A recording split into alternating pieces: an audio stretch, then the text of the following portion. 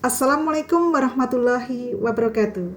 Jumpa lagi dengan channel terpilih ST Belajar. Kali ini kita akan mempelajari pendapatan nasional mengenai komponen-komponen atau konsep pendapatan nasional.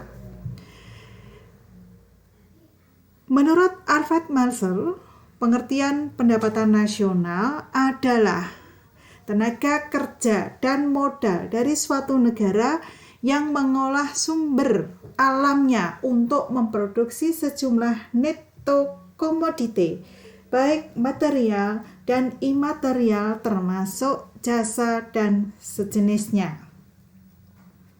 Sobat ST Belajar, apa sih manfaat mempelajari pendapatan nasional? Manfaat yang pertama, membandingkan kemajuan perekonomian negara dari waktu ke waktu. Yang kedua, menilai kinerja ekonomi suatu bangsa. Yang ketiga, sebagai pedoman merumuskan kebijakan pemerintah. Yang keempat, mengetahui dan menelaah susunan atau struktur perekonomian. Apakah masuk agraris, industri, atau jasa? Yang kelima, membandingkan perekonomian antar daerah atau antar negara. Yang keenam, mengetahui pertumbuhan ekonomi dan pendapatan per kapita. Selanjutnya, Sobat ST Belajar, konsep pendapatan nasional. Yang pertama, Gross Domestic Product atau biasa disingkat dengan GDP, yaitu jumlah seluruh barang dan jasa yang dihasilkan masyarakat termasuk warga negara asing dalam suatu negara selama 1 tahun. Yang kedua, Gross National Product, disingkat dengan GNP, atau Produk Nasional Bruto, disingkat dengan PNB, yaitu jumlah seluruh barang dan jasa yang dihasilkan masyarakat dalam suatu negara tidak termasuk warga negara asing ditambah dengan warga negara nasional yang berada di luar negeri selama 1 tahun. Rumus Gross National Product atau GNP sama dengan GDP, Gross Domestic Product, dikurangi dengan Net Factor Income from Abroad. Produk nasional bruto adalah jumlah seluruh barang dan jasa suatu negara dalam 1 tahun yang meliputi barang dan jasa yang dihasilkan oleh seluruh warga negara nasional, baik yang berada di dalam negeri maupun di luar negeri. Dalam pengertian ini, barang dan jasa yang dihasilkan oleh perusahaan asing yang berada di dalam negeri tidak diperhitungkan. Dengan demikian, Sobat ST Belajar, ada 2 aliran pembayaran penggunaan faktor produksi. Yang pertama, apabila produksi perusahaan asing yang berada di dalam negeri lebih besar daripada hasil produksi perusahaan nasional di luar negeri, maka akan terjadi pembayaran penggunaan jasa faktor produksi ke luar negeri. Selisih ini dinamakan pendapatan neto terhadap luar negeri dari faktor produksi atau net factor income to abroad.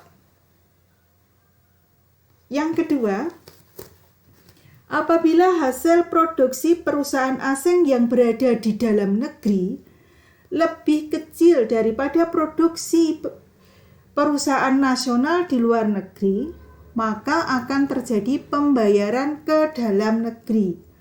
Selisihnya dinamakan pendapatan neto ke dalam negeri dari faktor produksi atau net factor income domestic. Sehingga GNP, Gross National Product, atau Produk Nasional Bruto, PNB, punya 2 formula. Yang pertama, GNP sama dengan Gross Domestic Product dikurangi pendapatan neto terhadap luar negeri atau net factor income to abroad.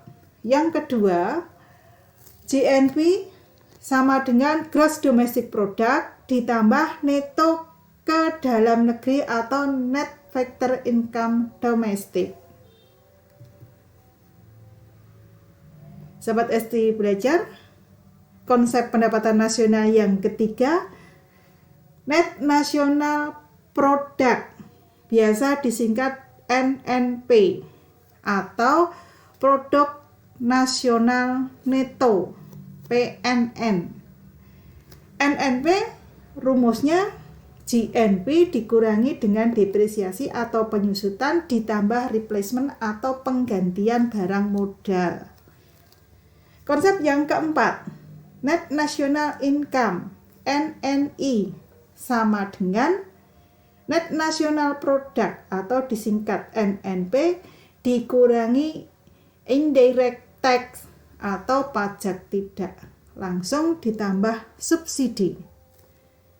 Konsep yang kelima, Personal Income, disingkat PI, rumusnya Net National Income ditambah transfer payment dikurangi dana sosial, pajak perusahaan, dan laba ditahan.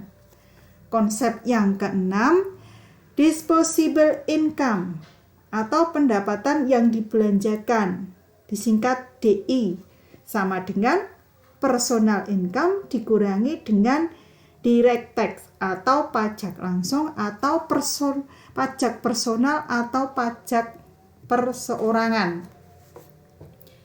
Sobat ST belajar, berdasarkan komponen-komponen pendapatan nasional tadi dapat disusun dalam skema perhitungan pendapatan nasional sebagai berikut yang tampak ya. Yang tampak di layar. Yang pertama, produk domestik bruto atau GDP dikurangi pendapatan neto terhadap luar negeri atas faktor produksi. Ketemu namanya produk nasional bruto atau GNP dikurangi dengan penyusutan. Ketemu produk nasional neto dikurangi pajak tidak langsung. Ketemu NNI, pendapatan nasional bersih, dikurangi laba ditahan, dikurangi jaminan sosial, dikurangi asuransi, ditambah dengan transfer payment, ketemu pendapatan perorangan, personal income, PI. PI dikurangi dengan pajak langsung, ketemu DI, disposable income.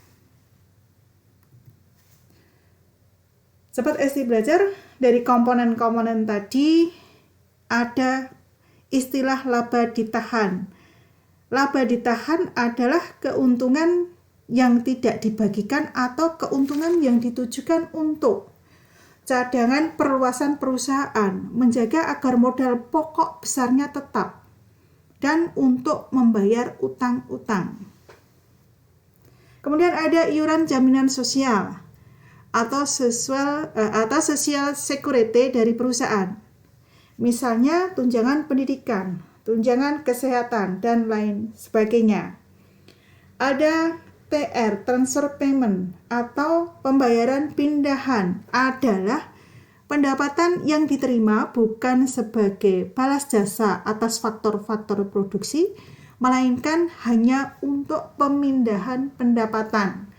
Contohnya pembayaran uang pensiun kepada veteran.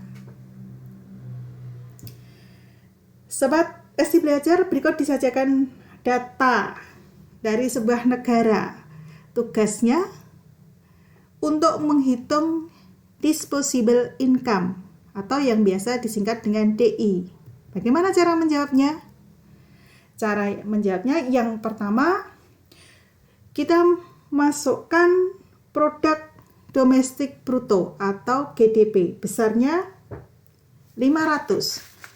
Kemudian dikurangi dengan pendapatan neto terhadap luar negeri atas faktor produksi atau net factor income to abroad sebesar 110. Selisihnya 390 namanya GNP, Produk Nasional Bruto, dikurangi penyusutan 20. Hasilnya 370 namanya NNP, Produk Nasional Neto. Dikurangi pajak tidak langsung 10. Hasilnya 360 namanya Pendapatan Nasional Bersih NNI.